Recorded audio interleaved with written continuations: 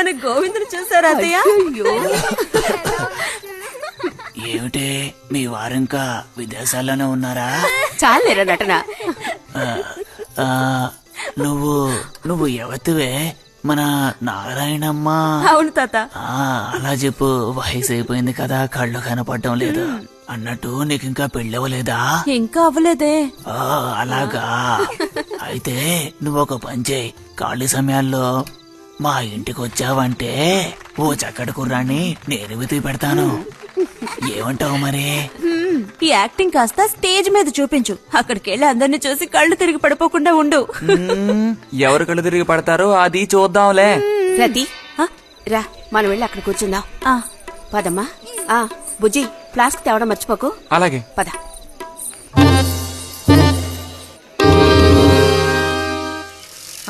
ఏరా, మీ అమ్మ ఎక్కడుంది? కలిసి గుడికి వెళదామని చెప్పింది. తయారైందా లేదా? అమ్మ ఇంట్లోనే ఉంది. అన్నట్టు రతుందా? పెరట్లో ఉందిరా, వెళ్ళు. అలాగే.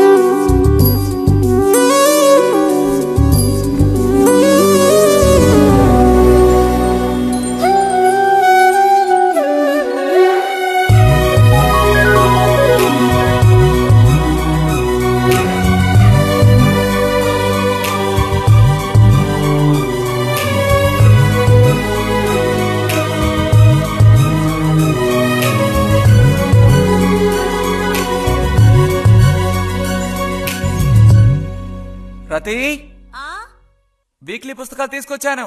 అక్కడ పెట్టేళ్ళు. మరి నేను బయలుదేరినా? సరే.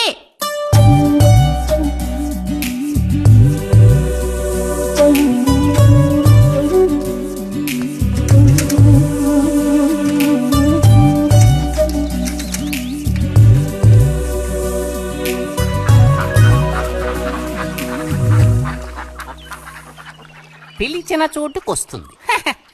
చెప్పినట్టల్లా చేస్తుంది. ఎవరు? ఎవరైనా సరే. మహారాజులు సైతం ఆ కాలంలో మహారాణులను వశపరచుకోవడానికి ఈ విద్య ప్రయోగించారు. ఏం విద్య? వశీకరణం. వశీకరణమా? భస్మం. ఏ భస్మం? మంత్ర భస్మం. వశం చేసుకోవాలని ప్రయత్నించే అమ్మాయిని ఆ భస్మం నుదుట పెట్టుకుని ఒక్క చూపు చూస్తే చాలు. ఆ అమ్మాయి కూడా అదే విధంగా నిన్ను చూసిందనుకో, కాయ పడ్డైనట్టే. కాకపోతే దానికి ఒక పద్ధతి ఉంది. శుభ్రంగా స్నానం చేసి ఆ భస్మాన్ని నుదుట పెట్టుకోవాలి. తను నిన్ను చూసేంత వరకు నోరు తెరిచి ఒక్క మాట కూడా మాట్లాడకూడదు. రాత్రి వెళ్లి పిలిస్తే నిద్రపోతున్న మంచం మించి కూడా లేచి వచ్చి తోక ఆడించుకుంటూ నించుంటుంది. ఇది ఎక్కడ దొరుకుతుందంటావు? ఏది? నువ్వు చెప్పిన భస్మం సృష్టించాలి. ఎలా? కాస్త ఖర్చు అవుతుంది. మరి ముందు ఏం చేయాలో చెప్పు. జత కలిసిన ఓసరవెల్లి ఉందే, ఓసరవెల్లి, దాని మీద పేడ విసిరి పట్టుకోవాలి. అది కూడా కడుపుతో ఉన్న ఆవు పేడ విసిరి. అప్పుడు అది కాస్త ఊపిరాగి చస్తుంది. ఆ చచ్చిన దాన్ని తీసుకొచ్చి కొబ్బరి చెట్టు చిటారు కొమ్మను ఎండబెట్టి పొడి చేయాలి. తర్వాత దానికో మంత్రం ఉంది. ఆం ఫట్. కొబ్బరి చెట్టు చిటాన్ని కట్టి ఎండబెట్టాలా? గంగరాజు, కాసేదైనా జరిగే పని చెప్పు. కొంచెం కష్టమైన పనే. కాకపోతే నువ్వు చేయవలసిందల్లా ఒకటే. 2 ఊసర విల్లుల్ని పట్టివు చాలు. పట్టిచ్చావనుకో, మిగతా నేను చూసుకుంటాను. మనోధైర్యం కోల్పోకు. మా గురువు గారి దగ్గర దీనికేం కొదవలేదు. ఈ భస్మాన్ని మనం అడిగితే ఆయన ఇస్తారు. కొంచెం తీర్థ ప్రసాదాలు ఖర్చు అవుతుంది. ఎంత ఖర్చు అవుతుంది? ఎప్పటికో 5 రూపాయలు ఇచ్చావంటే పని అవుతుంది. నెత్తిన మూసుకోవచ్చు. ఏంటి 5 రూపాయలు చాలా? అదేం పెద్ద ప్రాబ్లం కాదు. బాలక, ఆత్మధైర్యంతో ముందుకు సాగావనుకో, అవ్వందంటూ లేనే లేదు.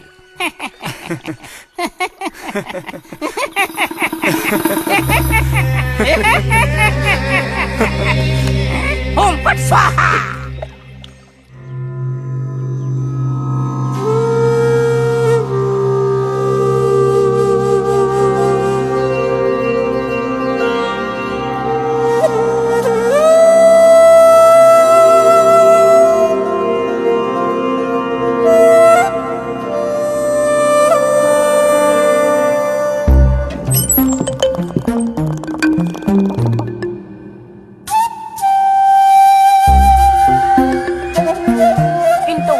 లేచి స్నానం చేసావు, ఎక్కడికి వెళ్ళాలేంటి? ఏంటి స్పెషల్ గా విభూతి పెట్టావు? ఏంటి విశేషం? నువ్వు పోరా.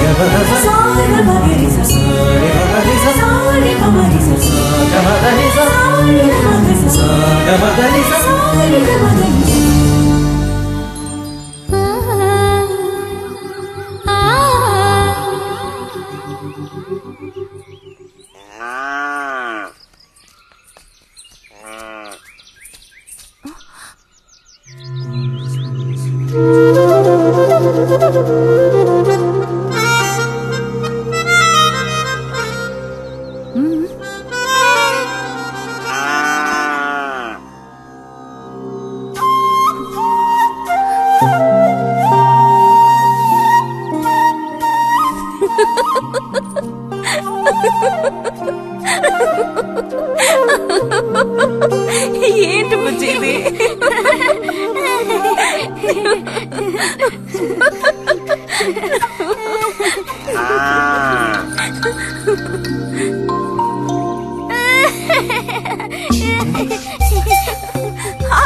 ఆగమంటుంటే ఆగు. రేయ్, నిన్నెవరు ఇక్కడికి రమ్మంది? నిన్ను నీకు ఇప్పుడే అమ్మాయి కావాల్సి వచ్చిందా? చెప్పు.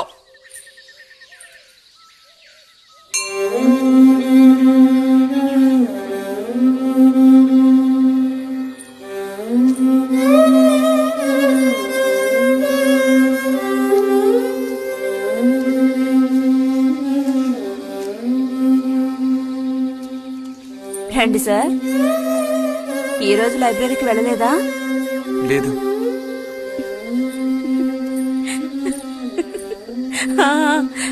ఆ రోజేంటి పెద్ద విభూతి పెట్టుకుని తపస్సు చేస్తూ కూర్చున్నావు?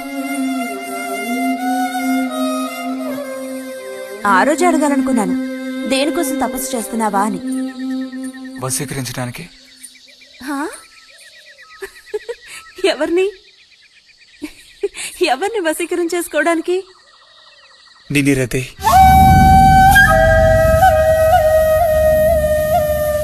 బుజ్జి ఏమిటి నువ్వు అనేది? అవును, నిన్నే. ఏంటి బుజ్జి ఇది? ఎంత చనువు ఉంటే మాత్రం ఇలా మితి మీరు ప్రవర్తిస్తావా? ఇంకాపు ఇలాంటి పిచ్చి పిచ్చి ఆటలు నాతో ఆడుకో చెప్తున్నాను. ఛ!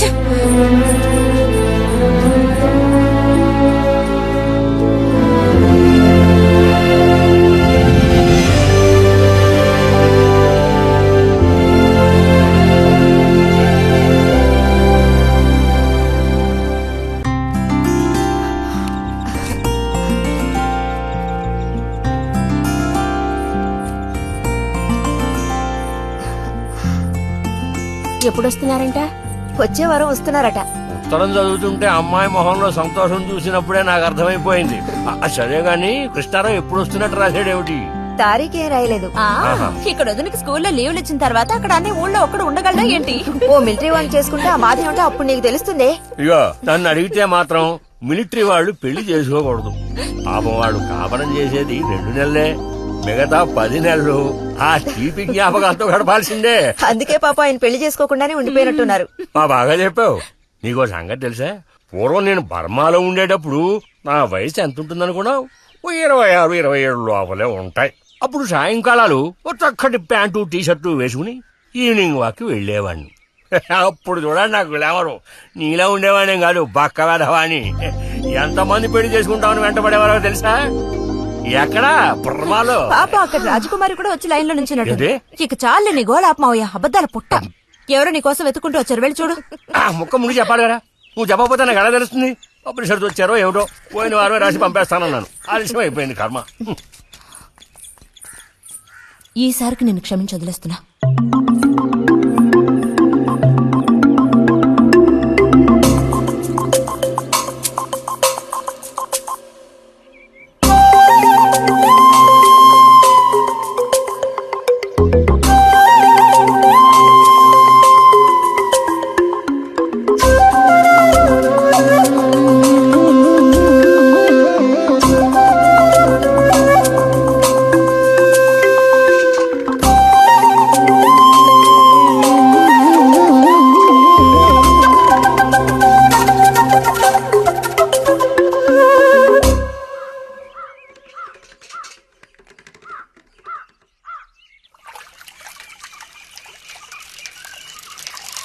బుజ్జి, ఇదిగో ఇక్కడ. బుజ్జి,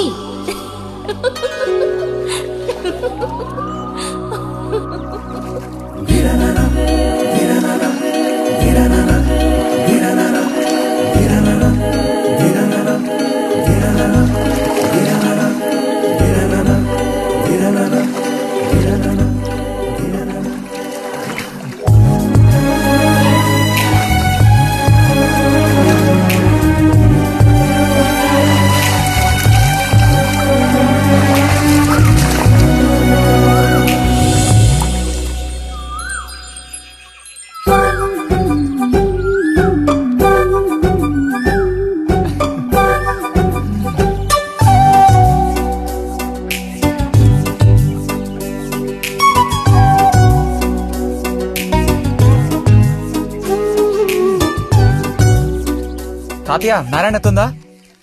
ఎవరు బుజ్జా? లోపలుండి వెళ్ళు. నారాయణత,